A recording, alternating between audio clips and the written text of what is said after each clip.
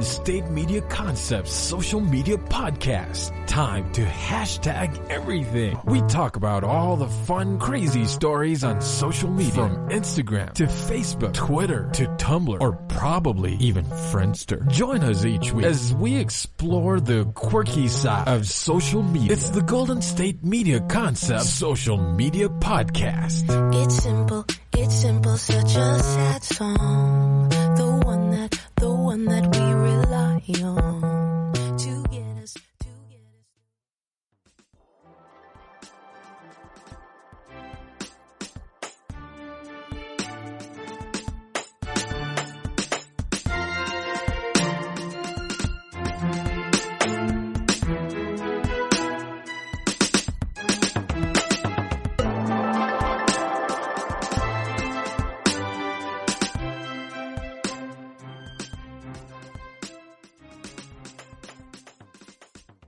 Hello, and thank you for tuning in to another episode of the GSMC Social Media News Podcast, brought to you by the GSMC Podcast Network. I am your host, Shamaria Jackson. In today's episode, we're going to be talking about the new $1 trillion COVID-19 relief plan, Kobe Bryant, Zion Williamson, and a young man who has made history at Princeton University. All of that coming up in today's social media news.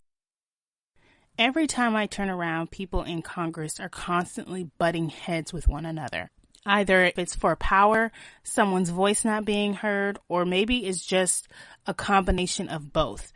But it just seems that every time we turn around, there seems to be more mess going on. Speaker Nancy Pelosi and House Democrats are at it again. According to breaking reports, they are planning to move ahead with a Friday vote on a $3 trillion package to respond to the coronavirus crisis. Nancy Pelosi and top House Democrats will proceed with the proposal even despite all of the political attacks from left and right. They're arguing that a 14.7% unemployment rate, which is expected to climb, proves the need for Congress to think big, with aid to cash-strapped states and struggling Americans. The Democratic package, known as the HEROES Act, is expected to include a number of priorities that were left out of the previous bill, which includes, but is not limited to, cash for state and local governments, rent and mortgage relief, hazard pay for frontline workers, and expanded mail-in voting programs. Now, President Donald Trump and Senate Republicans object the Democratic proposal. They believe that there hasn't been enough time since the $2 trillion CARES Act passed to determine whether new legislation is needed or necessary. Aside from that, Majority Leader Steny Hoyer said Tuesday it appears that sweeping Democratic-led bill will be ready to call lawmakers back to Washington for the vote. Hoyer said about the virus outbreak and economic shutdown, he stated, quote, "This is an unexpected time in our history. And because of that, Congress needs to act in unprecedented ways." End quote. Keep in mind that an official vote is expected on Friday, so we can only imagine how exactly everything is going to go down. So what are my opinions about everything that's going on? In some ways, I do have to agree with the Democrats, but also in other ways, I do have to agree with the Republicans. There sure enough was a lot of things that were left out of the last bill.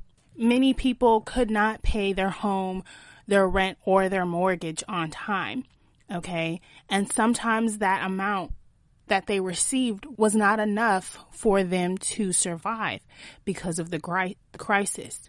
So they could maybe afford to pay their rent, but they didn't have enough to pay for their car insurance or their car note, or maybe even to buy groceries. However, on the same end, the same spectrum, I do have to agree with the Republicans as well. The last thing you want to do is jump into something too soon. I understand that people are starting to get weary and, they're starting not to think straight. But if you jump into something too soon, you could end up hurting. Okay. So people are already in some ways starting to wonder if this is going to be something that they will have to pay back in their taxes. And so I personally feel that if we act on it too soon, we may end up having to pay for something through our taxes.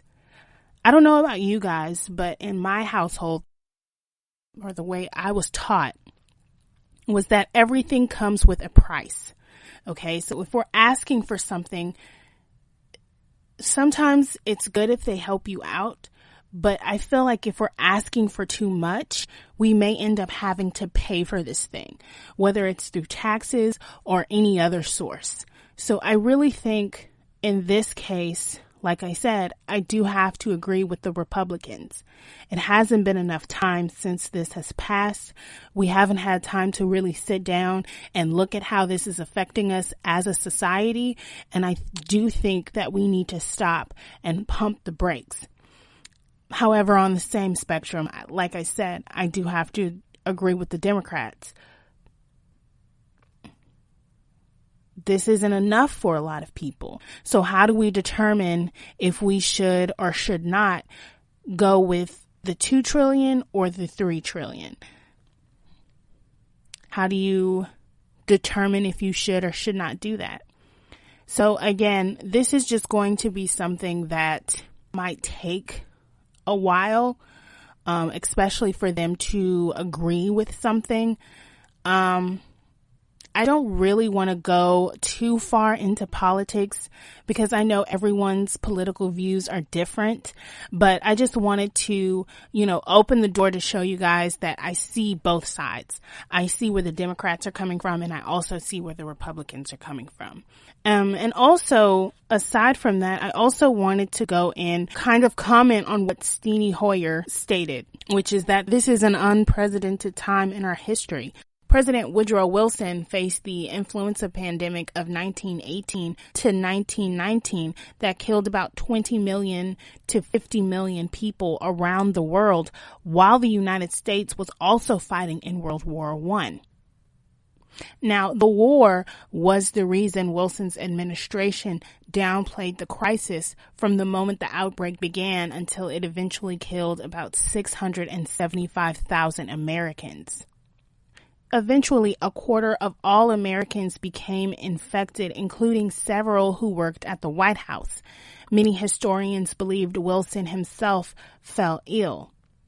Then you had Dwight Eisenhower, who had to deal with the Asian flu. The H2N2 virus was first reported in Singapore in February of 1957 and reached the United States that summer. President Dwight D. Eisenhower was aware of the impending pandemic, but he intentionally refused to start a nationwide government-supported vaccination program. In August of 1957, Eisenhower asked Congress for $500,000 in funding and authorized to shift an additional $2 million if needed to fight the outbreak. He set a goal of 6 million doses of vaccines, enough to vaccinate a third of the population, which was around 171 million at the time. By early November, about 40 million doses had been given, and the pandemic began losing steam. The Centers for Disease Control and Prevention estimated the number of deaths from H2N2 at 1.1 million worldwide and 116,000 in the United States. Then you had Gerald Ford, who had to deal with the swine flu. Now, Gerald Ford was actually accused of overreacting and not underreacting. So not long after a soldier died of a new form of the flu, in February of 1976, the United States Secretary of Health, Education, and Welfare announced that the virus could turn into an epidemic by fall. To avoid an epidemic, the CDC said at least 80% of the United States population would need to be vaccinated, leading Ford to sign an emergency legislation for the National Swine Flu Immunization Program in mid-April. Within a few months, close to 50 million Americans were vaccinated, which is good, but it's also bad because Ford took action too quickly. The vaccine caused more problems, unfortunately, in the end. Hundreds of people came down with the Guillain-Barré syndrome, which is a rare neurological disorder after getting the flu shot. Then you had Barack Obama. And Barack Obama had to deal with the H1N1, Zika, and Ebola crisis. A few months into President Barack Obama's first term in 2009, reports started coming in about H1N1, or basically called the swine influenza, which was dictated first in the United States and spread quickly across the world. The first case was reported April 15th, 2009. The Obama administration assembled a team and declared H1N1 a public health emergency on April 26. 6 weeks before it was declared a pandemic and before any deaths had been recorded in the United States. 6 months after the initial declaration, with more than 1,000 American lives lost, Obama declared the swine flu a national emergency. The CDC estimated that from April 2009 to April 2010, there were 60.8 million cases of swine flu and 12,469 deaths from it in the United States. On August 10th, 2010, the World Health Organization declared an end to the pandemic. Then, 4 years later, Obama faced another crisis, which was the 2014 to 2016 Ebola outbreak that killed more than 11,000 people in West Africa. 4 years later, Obama faced another crisis, which was the 2014 to 2016 Ebola crisis that killed more than 11,000 people in West Africa. Obama activated the CDC Emergency Operations Center in July of 2014 to help coordinate technical assistance, including deploying personnel to West Africa to assist with response efforts. Obama fought a different virus on the home front, which was the Zika, which was a virus transmitted by mosquitoes. The 2015 Zika outbreak was first recorded in Brazil, and by 2016, about 40,000 cases were reported in the United States. The Obama administration requested $1.9 billion in emergency federal funding to fight the virus on February 2016. $1.1 billion of which was approved by Congress that September.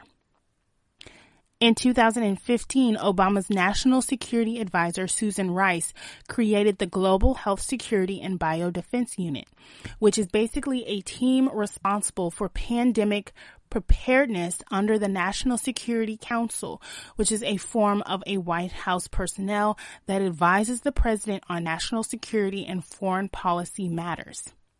But in May of 2018, during the presidency of Donald Trump, the Global Health Security and Biodefense Unit was disbanded. Its leader left the administration and some of its members were merged with other units within the NSC. Again, like I said, I do see both sides, and I just wanted to tell you guys about the different presidents and how they had to deal with a pandemic. Now, given we have never had to deal with a pandemic or a virus outbreak such as this, and, basically how each administration has handled an outbreak of this sort. So, with that being said, that is the end of this segment. In the next segment, we're going to talk about Vanessa Bryant and how she is facing a huge battle with the the helicopter company that is now beginning to blame her husband and child for the crash and the lawsuit that she has filed against them. All of that coming up after this short break. Stay tuned. You really can't underestimate the importance of having the right creative work for your brand or your product. Whether it's a logo, a website, a book cover, or an ad campaign, you really need a quality design to make that big difference pop and deliver your overall engagement and success in a competitive market. That's where Design Crowd comes in. Design Crowd has over 750,000 designers from Sydney to San Francisco ready to help you with awesome creative ideas. They make crowdsourcing work for you. So if you need a logo or you're working on your creative branding, you can go to designcrowd.com and post a brief describing the design you need. And then within about 2 to 7 days, you'll receive up to over 100 different designs from designers around the world. Then you pick the best design and approve payment to the designer. So you're only paying for the design that you want. It takes a lot of the guesswork out of freelancing and out of crowdsourcing. And you don't have to be a huge company like Harvard Business School to use Design Crowd, although they have used it as well. You can start a project on Design Crowd for as little as $99.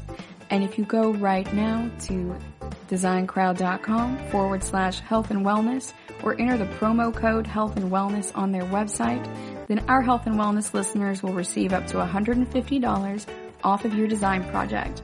That's designcrowd.com/health and wellness or entering that promo code health and wellness.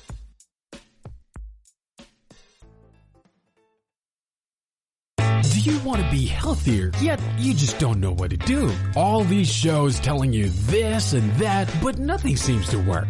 Well, listen close. Golden State Media Concepts has got something great for you. The Health and Wellness Podcast, dedicated to workout trends, healthy eating habits, diet, and everything about healthy living. Join us in our banters as we help you not just live life to the fullest, but live it to the healthiest.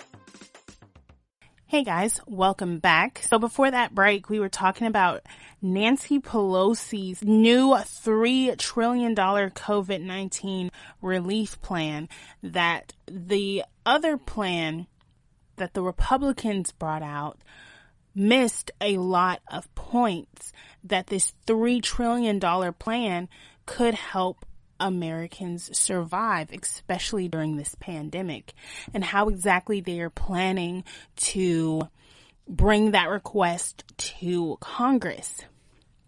In this segment, I wanted to talk about Island Express claiming that Kobe Bryant and Gianna Bryant were aware that the helicopter could get into an accident, and how exactly they are defending themselves against Vanessa Bryant's lawsuit against them. Vanessa Bryant put in a lawsuit against not only the helicopter company, but she also put in a lawsuit against the LA Sheriff's Office.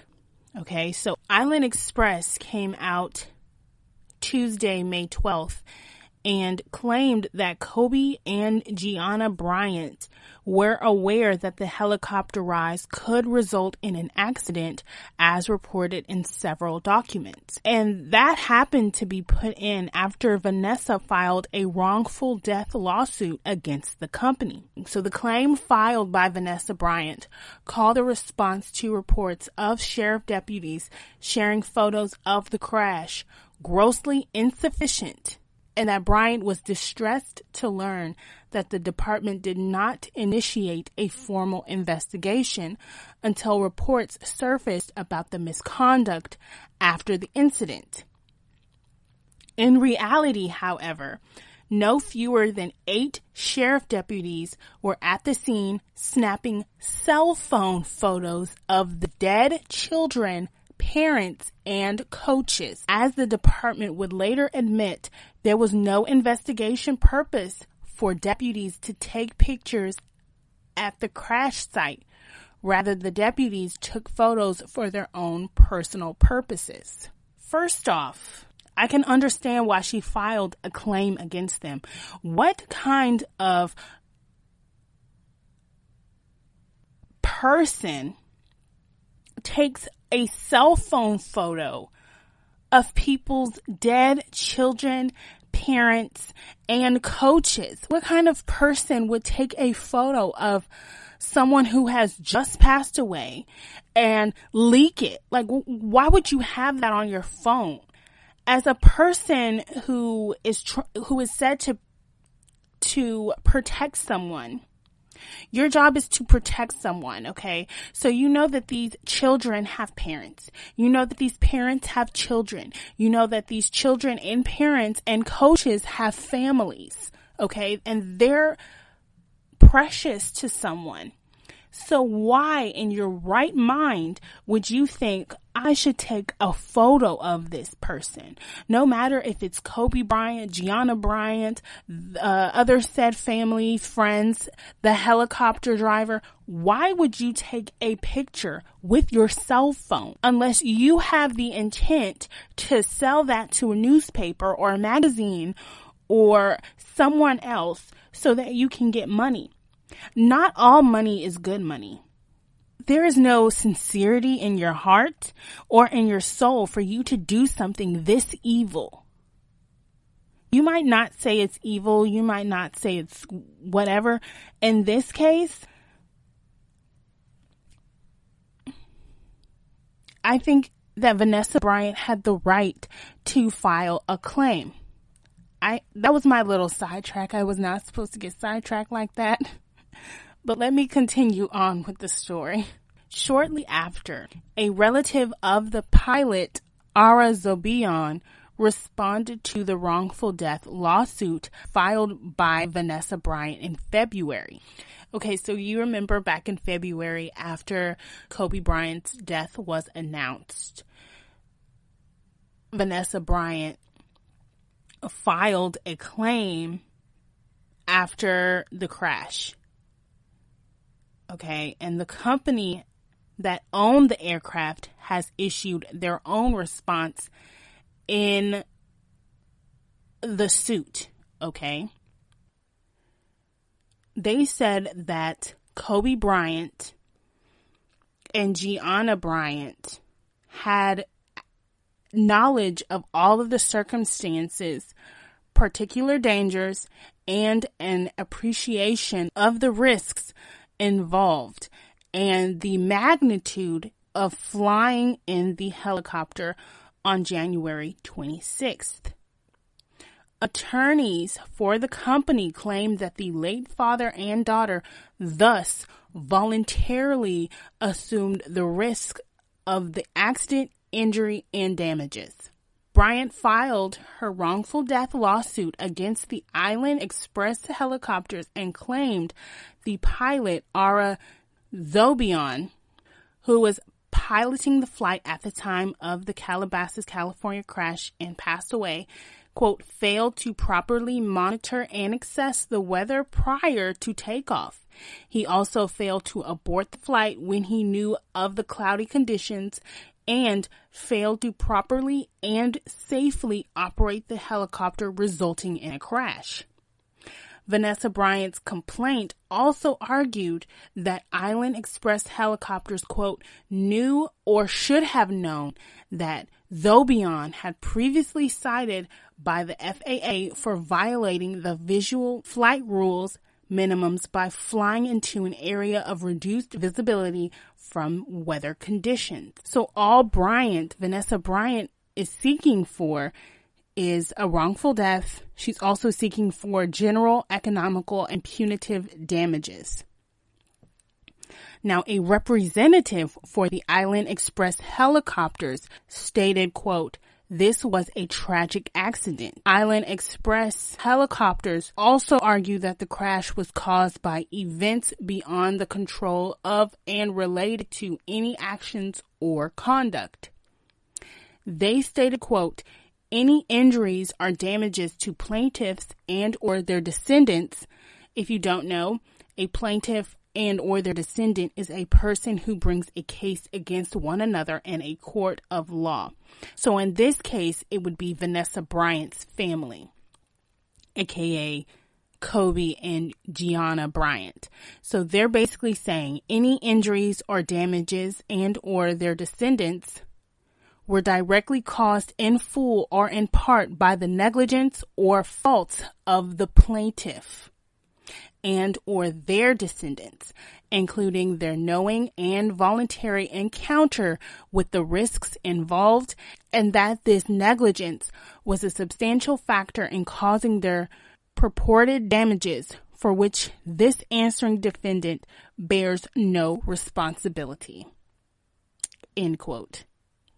I'm not making this up. So what they're basically saying is the injuries or damages, in this case, the death of Kobe and Gianna Bryant, was directly caused in full. Okay, so their death is basically their fault. According to the LA-based trial lawyer Tom Leas, the response is a standard part of trial preparation in a wrongful death case like this, and the response was filed in an abundance of caution by the lawyers representing Berge Zobian. And it also stated, quote, in order to preserve all of your defenses for trial, you have to state them as affirmative defenses at the time you file an answer.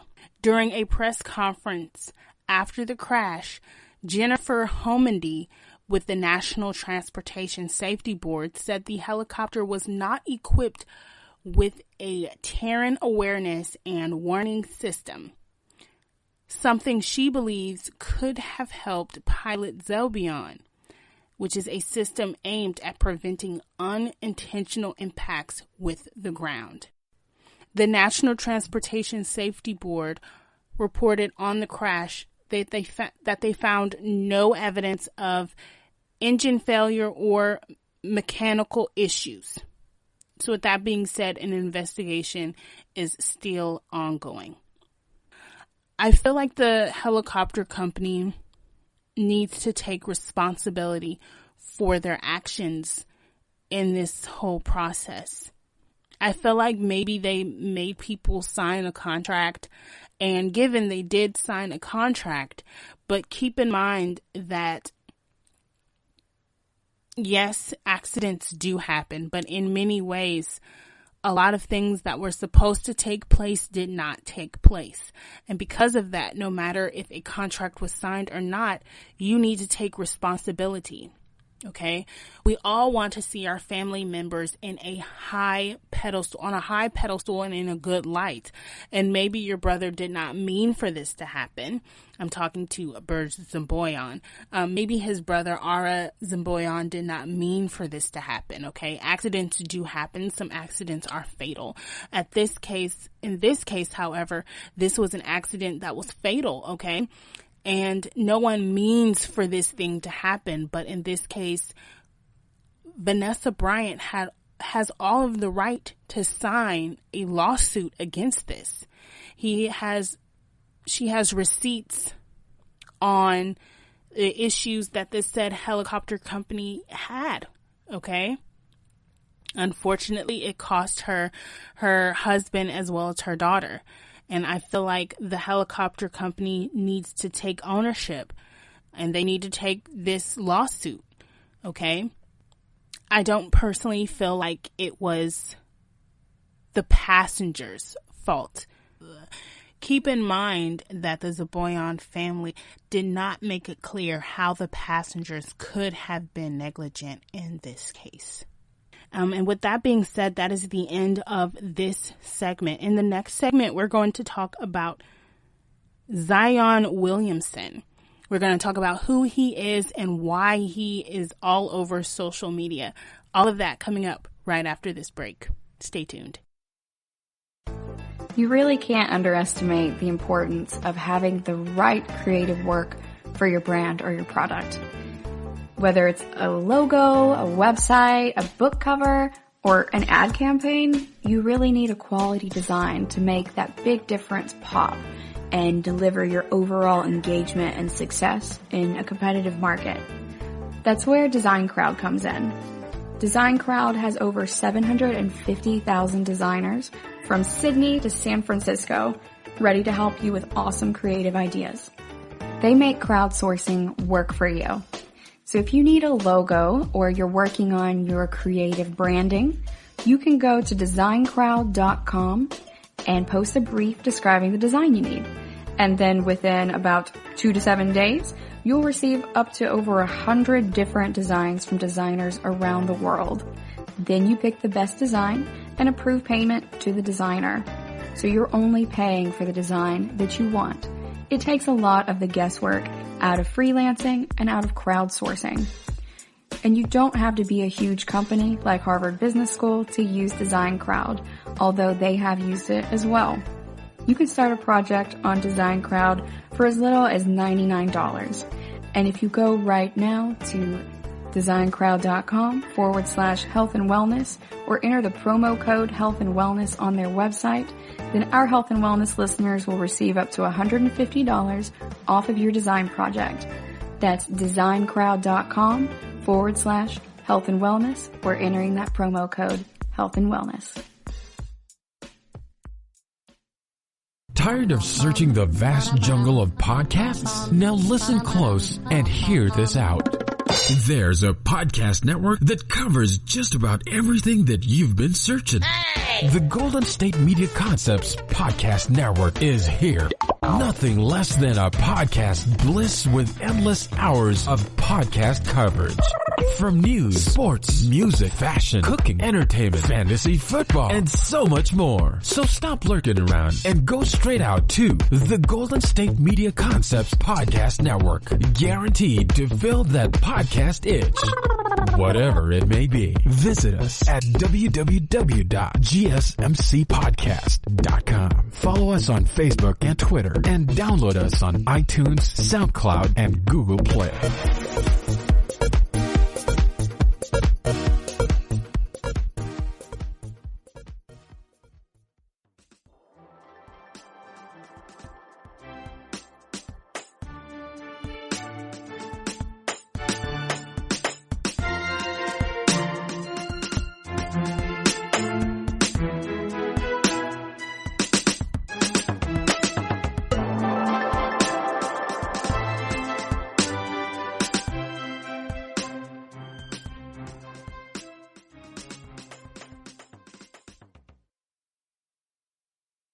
Hey guys, welcome back. So before that break, we were talking about Kobe Bryant's pilot, his family who is blaming the passengers for the crash, and basically how they came to that realization. They're essentially being sued for a wrongful death, and this is actually their response. Now keep in mind that they haven't really came out to response as to why and how the passengers were negligent in this situation. But the investigation is still ongoing. Right now, I wanted to switch gears and talk about Zion Williamson and how his former marketing agent is admitting in some kind of way that his parents received money, gifts from Duke, Nike, and Adidas. So Jenna Ford, she's a former marketing agent of the NBA, and she was managing rookie Zion Williamson, and she has filed legal documents alleging Zion and his family received favors from several sources, including Duke University, Nike, and Adidas.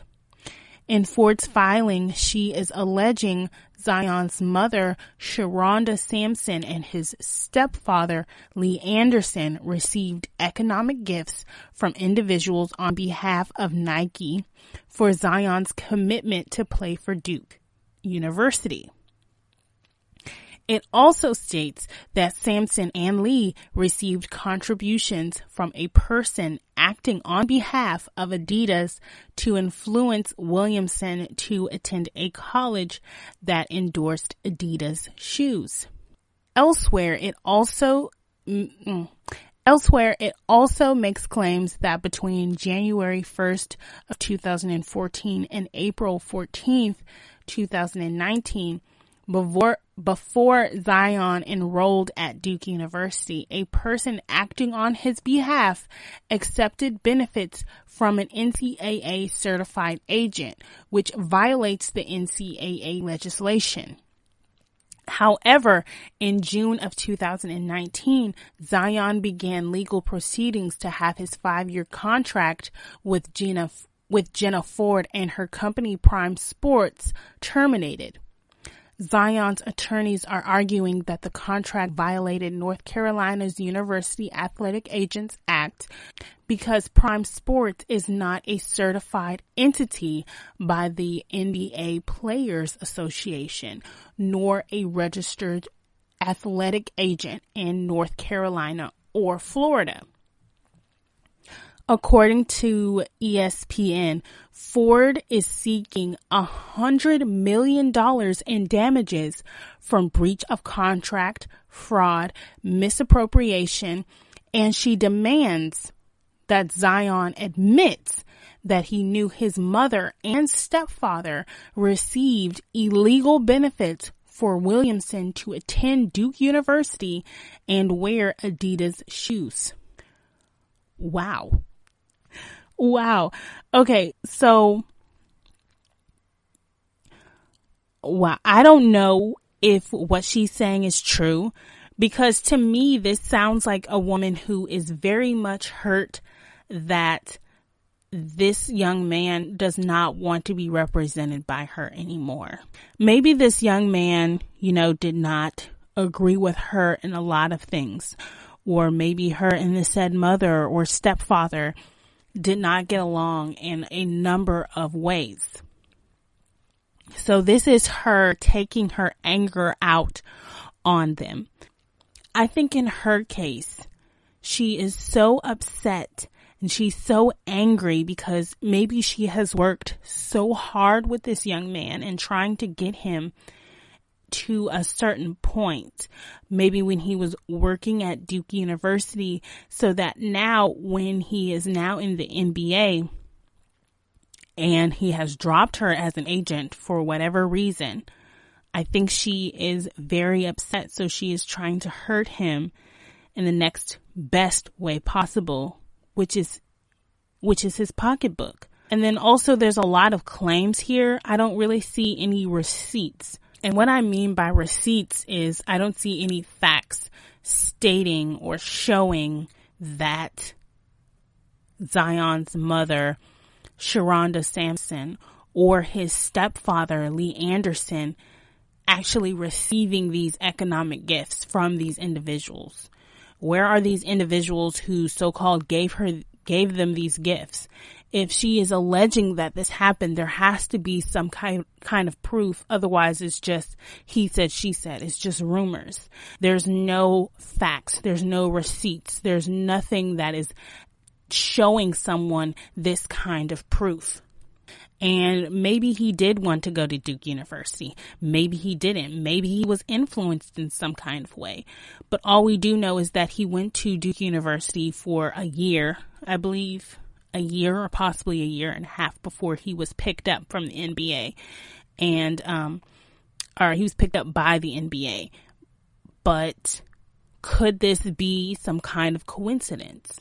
Maybe he is just so talented that, he got into Duke University and he happened to catch some deals. Maybe that is it. But again, there has to be some kind of proof. There has to be some kind of receipts before you can actually say, well, Zion Williamson did this, this, and this. Okay, well, where's the proof? Where's the receipts? This is just he said, she said. So instead of you stating your claim, now you're sounding jealous. Now you're sounding angry. As, this case progresses, maybe, she will have some kind of receipt, some kind of proof, stating that he did what he did. Now, as far as breach of contract, maybe he did not, end his contract when the contract was said to end, because I believe you have to go in, you have to sign your contract again. So maybe he cut the contract early for whatever reason. Maybe the two didn't get along. Maybe she wasn't doing her job. Maybe, he just wanted to switch. Maybe that was it. So maybe that's where the breach of contract comes from. For those of you guys who do not know, a breach of contract is a contract of employment. And that is a legally binding agreement between you and the employer. In this case, it was Zion Williamson and Jenna Ford. A breach of that contract happens when either you, Zion Williamson, or your employer, Jenna Ford, breaks one of the terms. Okay?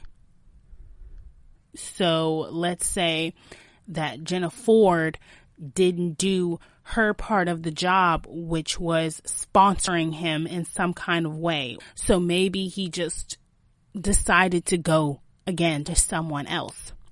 To me personally, I think I'm going to sit back and wait for this case to be built up a little bit more, because again, right now, all we're seeing and hearing is her claims, everything that she's stating. We haven't really heard anything from Zion Williamson, either because he is just letting her say whatever she wants to say before he really comes in and shows her proof and shows her receipts and shows her that maybe everything that she is stating is not true, or maybe it's just for her to have her reputation tarnished because maybe these things aren't true. Or maybe he will soon come out and say something. Either way, this is just going to be so interesting as this case progresses. Coming up next, I wanted to talk about a Staten Island nurse who is facing charges after stealing a credit card of a COVID-19 patient. All that coming up right after this break.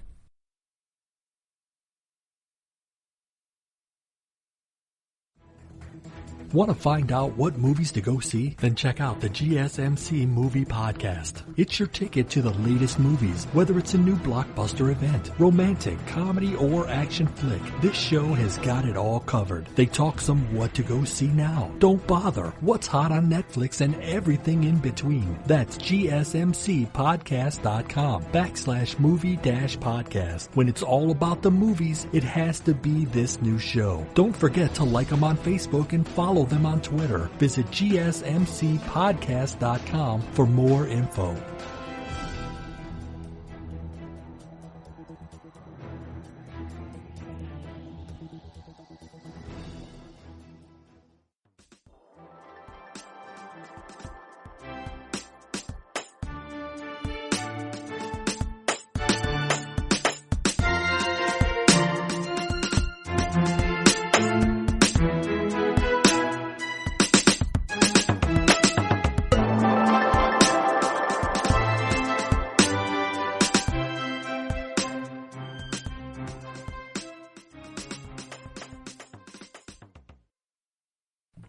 Hey everybody, so before that break we were talking, hey everybody, welcome back. So before that break we were talking about Zion Williamson's former marketing agent filing a lawsuit against him for breach of contract as well as other lawsuits because she feels, or she is stating, that Zion Williamson's parents accepted economic gifts as well as, an agreement for him to go to Duke University and wear Adidas. In my personal opinion, before I move on to this next segment, I personally feel like maybe someone was doing their job a little bit better than she was doing. And I feel like she's probably a little hurt by that, which is why Zion decided to leave the contract. And that is the reason as to why she's filing this lawsuit.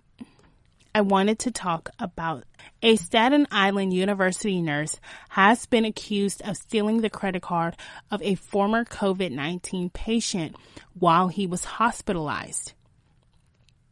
Danielle Conti stole the credit card from 70-year-old Anthony Catapano while he was being treated at the hospital for COVID-19. His daughter, Tara Catapano, claims several items were missing from her father's things when she went to go pick him up, including his cell phone, 2 cell phone chargers, his eyeglasses, money, and a buzzer. Contini used the credit cards on April 9th, and she bought $60 worth of gas and grocery. According to Campanino's daughter, she noticed the charges on her father's Amex bill and found the charges odd since he always paid for gas in cash. She then realized the charges occurred while he was fighting for his life in the hospital. Campanino wrote on Facebook, quote, "Due to the pandemic, no visitors are allowed. Therefore, that means a hospital employee stole my father's credit card, used it, and then returned it to his wallet," end quote. Contini is facing charges of grand larceny, petite larceny, and possession of stolen property. Contini was issued a desk appearance ticket to appear in Staten Island court at a later date. Now, as far as Anthony Catapano, he has been admitted on April 4th. Unfortunately, he passed away on April 12th due to complications from the virus. The hospital released the following statement to local news outlets regarding Contini. They stated, quote, "Daniel Contini has been temporarily suspended and faces termination in response to the felony charges. We are working closely with the law enforcement authorities, and the hospital is conducting its own investigation. Ms. Contini has been an employee since 2007, end quote. This is terrible. I noticed a trend in this. In my last segment, a couple of podcasts ago, I was talking about a caretaker who stole an engagement ring from someone who was battling COVID-19 and how this elderly lady ended up passing away. Now we have a nurse who ended up taking a credit card, okay? These people are targeting these elderly patients, possibly because they know that many of them are unfortunately going to pass away from this virus. So they're targeting them. They're taking these prized possessions, and many of them think that they can fly under the radar, take things that are precious, such as an engagement ring or something that is going to cost them money, and doing like little small things thinking that no one is going to take notice. So I'm happy that this lady was caught. Now, if you guys do not know what grand larceny is, it's a theft of a personal property having a value above a legally specified amount. In this case, she had no amount. She had really no reason to take this man's property, to take this man's credit card. This is this man's personal property. Then she went on to use money, specified money, which was not for her, which was why she was charged with grand larceny. She was also charged with petite larceny. It's a form of larceny in the stealing of another person's personal property, in which the value of the property taken is generally less than $50, which is different because she technically spent $60, but I guess they're not really counting the 10 extra bucks that she spent. So I guess another person would ask, what is the likeliness of jail time? So how much jail time could she possibly get? Keep in mind that she does have to appear in court, and keep in mind that she's still on temporary suspension from her job at the hospital. But petty theft in this case, also petite larceny or shoplifting in another case, is the related crime of shoplifting or misdemeanors. This means that the convicted defendant could face the possibility of jail time, not prison time, of up to about a year or less, and a fine of up to $1,000 or $2,000. But again, that was just a quick Google search. It all also depends on the judge. It depends on what the judge has to say and what the judge deems beneficial for taking the credit card. And then you also have to see, okay, well, what is the hospital going to do? Is she going to face any kind of repercussions for her act at her job? Will she just lose her job, or will she be able to get a job quickly at another hospital if possible? My heart goes out to the daughter. This is, again, such a sad thing for a family member to have to deal with, burying your said loved ones and then having to deal with a lawful case because someone has decided to steal something from them, or think that they can get away with something like this, or pretending to care about that person's well-being just to turn around and steal and be deceiving to that person. So, as the time goes on, we will see if the Staten Island Hospital will give this nurse her job back, or, if she will face some type of jail time, or, anything in sort of if she will be reprimanded in some kind of way. But again, my heart goes out to the daughter, and it goes also out to his family as well as, the time goes on. So with that being said, that is the end of this segment.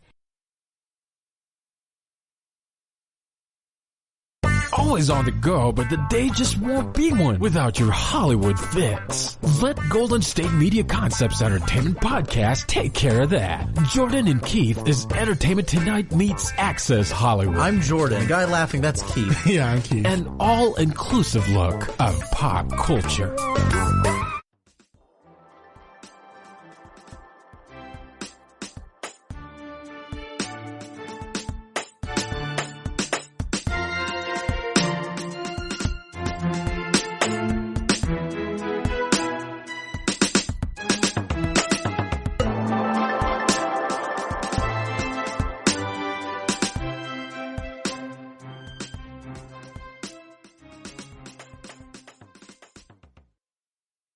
On Monday, LA County Sheriff Alex Villanueva revealed about 24 inmates at the Pitches Detention Center in Castaic attempted and somewhat succeeded to infect themselves with coronavirus to get out of jail early. Villanueva explained that this all occurred mid-April. Apparently, their department saw a large increase in confirmed cases out of nowhere and decided to figure out what was going on.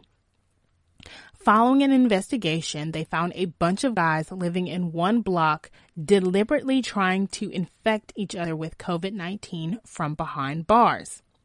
According to TMZ, Villanueva played the surveillance footage for a few people from the police department, which appeared to show several inmates hanging out in a common area. From there, they appear to pass around what Villanueva says is a cup of hot water, as well as one face mask they'd each put on, all in hopes of getting infected and appearing sick in front of a judge to get an early release and placed on house arrest instead. As the news site notes, their plan somewhat worked, as Villanueva says 21 of those guys out of 50 in the block caught the coronavirus. However, it's unclear if any of those inmates were released after the little stunt that they pulled, which is so weird. So a couple of podcasts ago, I was talking about how Ohio and New York were releasing inmates who were actually appearing sick. If they were not young and had the coronavirus, then they were a lot older who happened to have health conditions and health concerns. They were released. But now it's just seeming as if they are releasing a lot of people. Also, about 2 to 3 weeks ago, there was a young man who was released from prison, and he happened to have the coronavirus. Some weeks passed, and then he committed another crime, and that landed him back in the same jail that he was trying to escape from.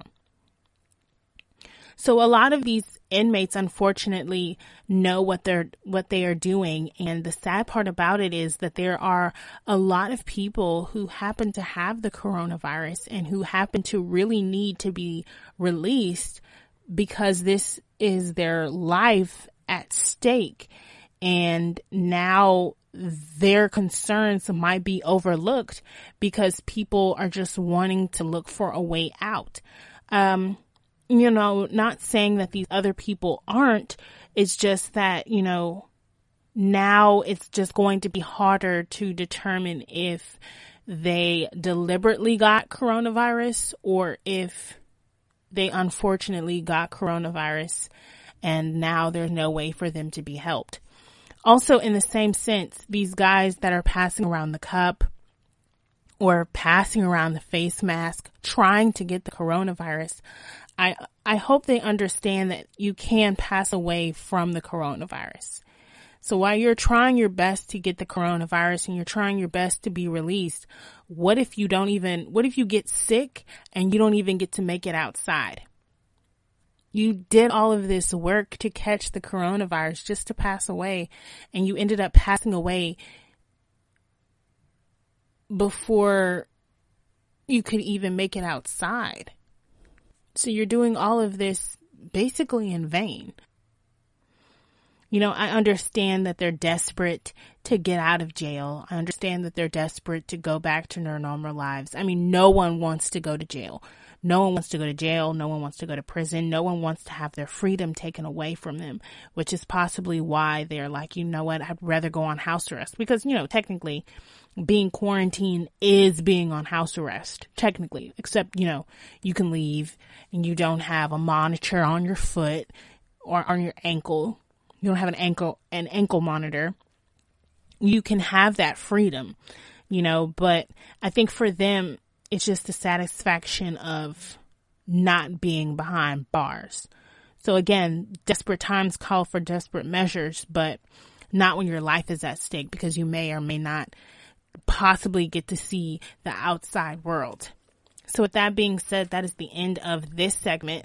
In the next segment, we're going to talk about how Princeton University has recently made history. All of that coming up right after this break.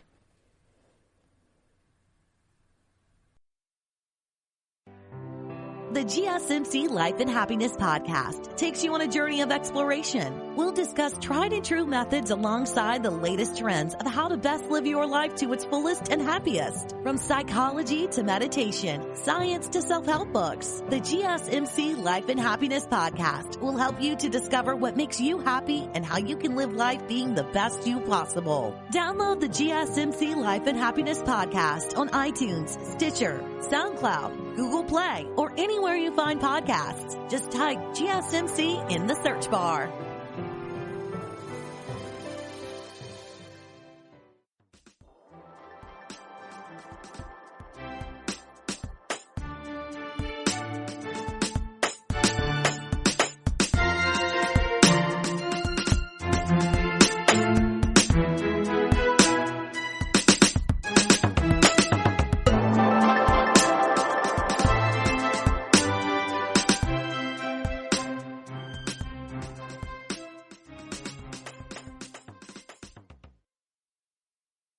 Hey guys, welcome back. So we have made it to the ending of today's social media podcast. I wanted to talk about Nicholas Johnson and how he has made history at Princeton University. He was named the first Black valedictorian in the school's 274-year history. Nicholas Johnson was an operation and financial engineering contractor, according to Princeton's news release. Princeton describes the ORFE program as providing strong technical grounding in statistics. As if that doesn't sound impressive enough, in addition to his major, he also pursued certifications in statistics and machine learning, applied and computational mathematics, and applications of computing. Johnson's senior thesis involved a community-based preventative health intervention to reduce obesity in Canada using high-performance algorithms. After graduation, he will spend the summer as an intern for the D.E. Shaw Group and begin his PhD studies at Massachusetts Institute of Technology in the fall. His previous internships include developing and implementing a novel optimization technique at Oxford University. Johnson's favorite memories at Princeton are those of time spent with close friends and classmates, engaging in stimulating discussions, often late at night, about our beliefs, the cultures and environments in which we were raised, and the state of the world, and contributing positively to it in our own unique way. When he has free time, Johnson likes to play basketball, work out, and play chess. Princeton will hold a virtual commencement ceremony on May 31st, 2020, and an in-person ceremony will be held sometime in May of 2021. Johnson and the salutatorian Grace Summers will participate in the virtual commencement ceremony. Congratulations to Nicholas Johnson. And with that being said, this is the end of today's show. I would like to thank you guys for listening to the GSMC Social Media News Podcast, once again brought to you by the GSMC Podcast Network. I would like to ask that you please remember to subscribe to the show and write a nice review, because that really helps us out. Also, be sure to follow us on all of our social media handles, including Facebook, Twitter, and Instagram. I would like to thank you, and I want you guys to have a good night, a good day, and everything in between. My name is Shamaria Jackson, and I'm checking out. Bye, you guys. You've been listening to the Golden State Media Concepts Social Media Podcast, part of the Golden State Media Concepts Podcast Network. You can find this show and others like it at www.gsmcpodcast.com. Download our podcast on iTunes, Stitcher, SoundCloud, and Google Play. Just type in GSMC to find all the shows from the Golden State Media Concepts Podcast Network, from movies to music, from sports to entertainment, and even weird news. You can also follow us on Twitter and on Facebook. Thank you, and we hope you have enjoyed today's program.